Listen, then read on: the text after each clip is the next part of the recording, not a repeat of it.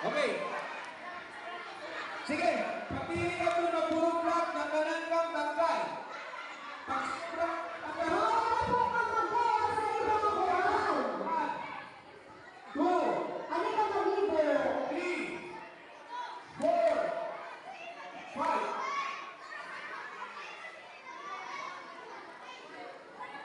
Okay, sakto. Sakto, sobra. Okay, sige, tanggal na kang doon. Tanggal ka doon. Tanggal na po. Sakto, sobra. Sakto, sobra. Ay, lingkod na ka. Pwede rin kang namamate. Lingkod na ka. Ay, tanggal na kang matana.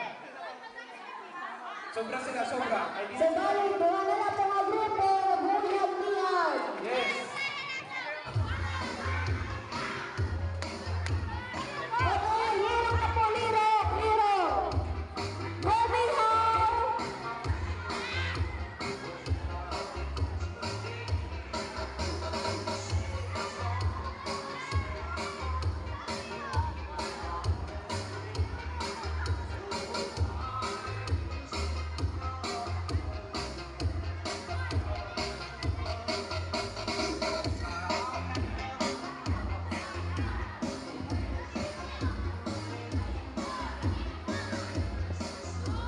Halika. Hoy! Tumatik ka. May treat tayo ha. Dahil, sabi daw, ang mga anak ng Diyos ay nagpapakumbaba.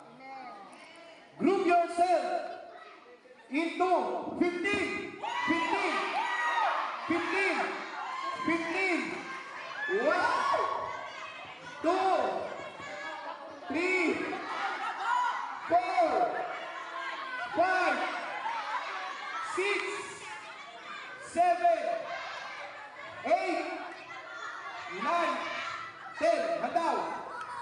Sino lima? Lima. Sino ang lima? Sino ang lima kadirigapin? Ayun na. Sakto na kang doon, 15. Sakto na kang doon, 15. Okay. De. Gaya ng sinabi ko, ang lingkod ng Diyos ay nagpapakumbaba. Okay. Waray ka dirikokan. Sakto lang din na. Niya kay sila nagpaubaya, sila mapapalan.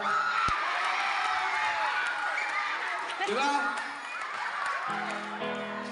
Pag naipapakumbaba, Yay, hindi lalo na. ang pinagpapala. Okay, ano lang daw? Ang lima. Ano po? Ano po ka man mga nagdaon? Ate, prize. Ano, pila. May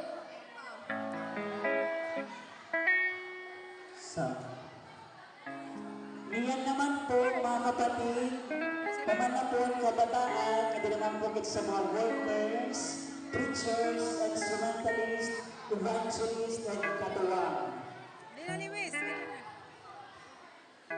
Mga elders na po muna, kay manang kabataan. Kontra po